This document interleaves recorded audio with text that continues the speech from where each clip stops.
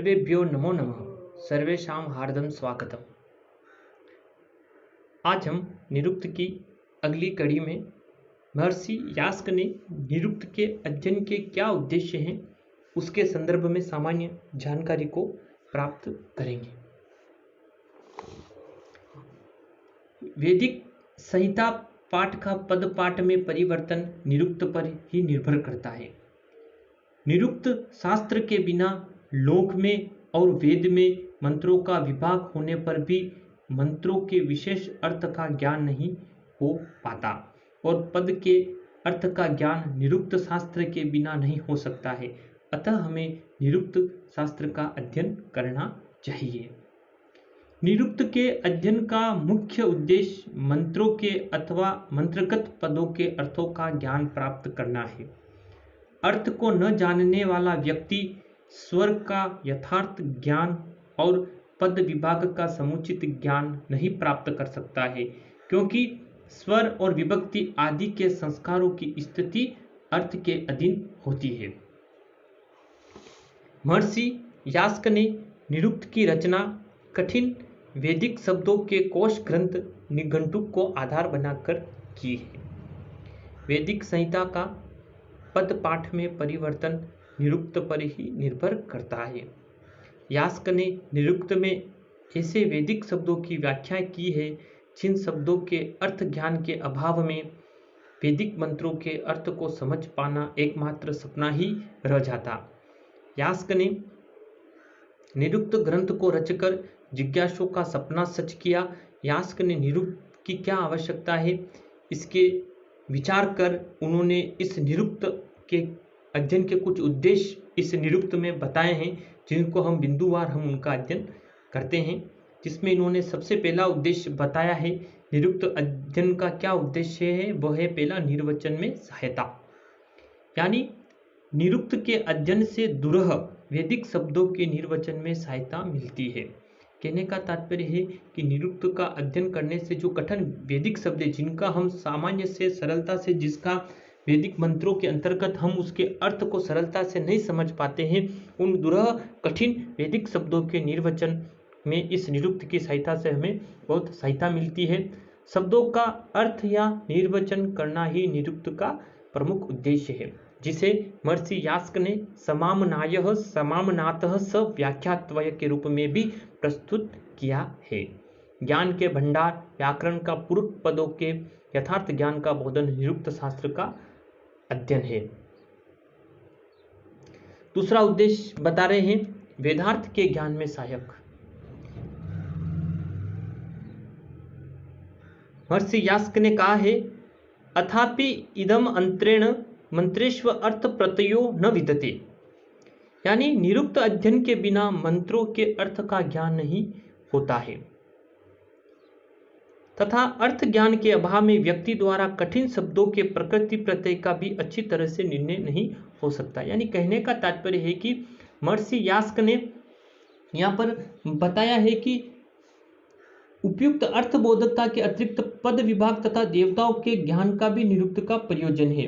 यज्ञ क्रिया में देवताओं के ज्ञान के लिए और मंत्रों के अर्थ के ज्ञान के लिए, क्योंकि मंत्र अनेक लिंगी होते हैं, अतः निरुक्त के अध्ययन के बिना मंत्रों में देवता का ज्ञान नहीं हो पाता है कि यह जो मंत्र है वह किस देवता के प्रधानता में उसका बोधक होता है, कौन देवता इसमें प्रधान है और कौन अप्रधान है। इसकी सहायता केवल हम निरुक्त की सहायता से ही, इस निरुक्त के अध्ययन से ही हम इस बात में बता पाते हैं कि इसमें कौन देव प्रधान है। अतः यह निरुक्त का जो अध्ययन है वह हमें वेदार्थ के ज्ञान में भी सहायता प्रदान करता है। तीसरा है हमारा वैदिक संहिता का पद पाठ करने में सहायक। महर्षि यास्क ने बताया है, अथापि इदम अंतरेण पद विभागो न विद्यते, यानी यास्क की दृष्टि में निरुक्त ही वह शास्त्र है जो पद सामान्य के साथ साथ नाम, आख्यात, उपसर्ग व निपात रूप पद विशेष का भी ज्ञान कराता है। और जब तक पाठक को पद विशेष का ज्ञान नहीं होगा तब तक वह संहिता पाठ को पदपाठ में परिवर्तित नहीं कर सकता है, अतः निरुक्त अध्ययन की आवश्यकता है। यानी कहने का तात्पर्य है कि जो संहिता पाठ जिसे प्रामाणिक माना जाता है उसका पदपाठ में परिवर्तन भी इस निरुक्त के आधार पर ही निर्भर करता है। निरुक्त ही उसमें सहायक होता है और निरुक्त का अध्ययन की आवश्यकता वैदिक संहिता का पदपाठ करने में बड़ी महत्वपूर्ण भूमिका रहती है। चौथा बिंदु है देवता ज्ञान में सहायक। यास्क ने बताया है, अथापि याग देवतेन बहवो प्रदेशा भवन्ति। यज्ञों में बहुत से कार्यों का निर्देश किया जाता है जिनका संबंध उनसे संबंधित देवताओं से होता है। देवता तत्व के ज्ञान के अभाव में यज्ञ में विद्यमान निर्देशों को नहीं समझा जा सकता है, क्योंकि देवता के संदर्भ में हमने पढ़ा भी है कि यज्ञ क्रिया में देवता ज्ञान के लिए निरुक्त शास्त्र का अध्ययन करना चाहिए, क्योंकि मंत्र अनेक लिंगी होते हैं, अतः निरुक्त के अध्ययन के बिना मंत्रों में देवता का ज्ञान नहीं हो सकता है। अतः निरुक्त के अध्ययन के द्वारा देवता विशेष में कौन देवता प्रधान है और कौन अप्रधान है, इसकी जो सहायता है उसके लिए निरुक्त बड़ा ही महत्वपूर्ण भूमिका निभाता है। पांचवा बिंदु है ज्ञान की प्रशंसा और अज्ञान की निंदा में सहायक। अथापि ज्ञान प्रशंसा अभवत्य ज्ञानम निंदाच। क्या बता रहे हैं कि लोक में हम देखते हैं कि वेदज्ञ की प्रशंसा व उसे न जानने वाले की निंदा की जाती है। यास्क ने वेद के तत्व को जानने वाले व्यक्ति को भार डोलने वाले की संज्ञा दी है और निंदा अर्थ में लिखा है। यास्क ने भी इसके संदर्भ में बताया है कि अस्त्रणायुर्यम भारहार किला बुद्ध्यदितय वेद न विजानति यो अर्थज्ञ इत शकलम भद्रम अनुशते नाकम इति ज्ञान विदूता पापमा। यानी यास्क ने इसमें बताया है कि जो वेद का अध्ययन करने के पश्चात भी उसके अर्थ को नहीं जानता है वह भार को ढोने वाला है। कहने का तात्पर्य कि कोई व्यक्ति विशेष अगर वेद का अध्ययन तो कर लेता है लेकिन उसके अर्थ को नहीं समझ पाता है।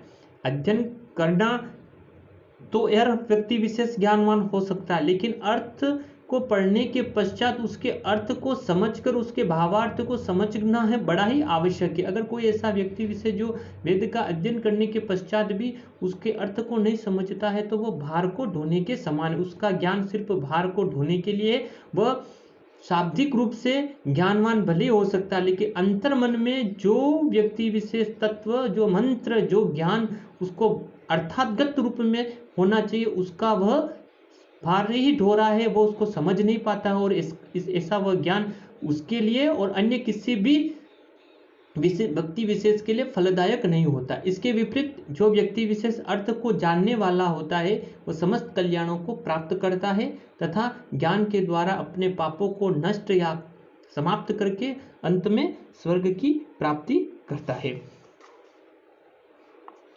अतः यास्क ने लिखा है कि जो कंठस्थ कर लिया गया हो किंतु समझा नहीं गया है, जिसका शब्द के रूप में केवल उच्चारण ही किया जाता है, वह अग्नि रहित सूखी लकड़ी के समान कभी प्रकाशित नहीं होता है। अतः निरुक्त का ज्ञान करना आवश्यक है।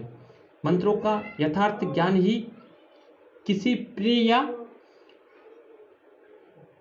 इष्ट करने में और कल्याण करने में समर्थ होता है। इस प्रकार सभी पुरुषार्थ, धर्म, अर्थ, काम और मोक्ष का उपकार करने में समर्थ इस निरुक्त शास्त्र का अध्ययन करना आवश्यक है। इस तरह से महर्षि यास्क ने निरुक्त में हमें निरुक्त शास्त्र का अध्ययन क्यों करना चाहिए, इसके मुख्य उद्देश्यों को बताया है। ये जो 5 जो मुख्य उद्देश्य हमने पढ़े हैं, ये उद्देश्य निरुक्त शास्त्र के अध्ययन करने की भूमिका के रूप में है कि हमें निरुक्त शास्त्र का अध्ययन क्यों करना चाहिए। तो निरुक्त शास्त्र का अध्ययन हमें इन प्रमुख बिंदु के सहायता में, तो निरुक्त शास्त्र हमें निर्वचन में सहायता प्रदान करता है, वेदार्थ के ज्ञान में सहायक होता है, वैदिक संहिता का पदपाठ करने में सहायक होता है, देवता ज्ञान में सहायक होता है तथा ज्ञान की प्रशंसा और अज्ञान की निंदा में सहायक होता है। इस तरह से हमने आज निरुक्त शास्त्र का अध्ययन क्यों करना चाहिए, तो यास्क ने जो प्रमुख जो बिंदु बताए हैं आज हमने इनका अध्ययन किया है। परीक्षा उपयोगी विषय है, परीक्षा में पूछा भी जाता है और सामान्य जानकारी के लिए बड़ा ही महत्वपूर्ण विषय है। और महर्षि यास्क के द्वारा रचित यह निरुक्त प्रतियोगी MA की कक्षा के साथ साथ प्रतियोगी परीक्षाओं में भी यह पुस्तक संकलित है। अतः हमें इस बिंदु का, इसकी भूमिका के संदर्भ में कि निरुक्त शास्त्र का अध्ययन क्यों करना चाहिए, तो ये सामान्य भूमिका के रूप में ये पांचों बिंदु हमारे लिए ज्ञानवर्धक भी है और हमारी प्रेरणा स्रोत भी हैं और हमारे यास्क के द्वारा रचित निरुक्त शास्त्र के अध्ययन के विषय में बड़े ही महत्वपूर्ण बिंदुओं को लेकर समाहित किए हैं।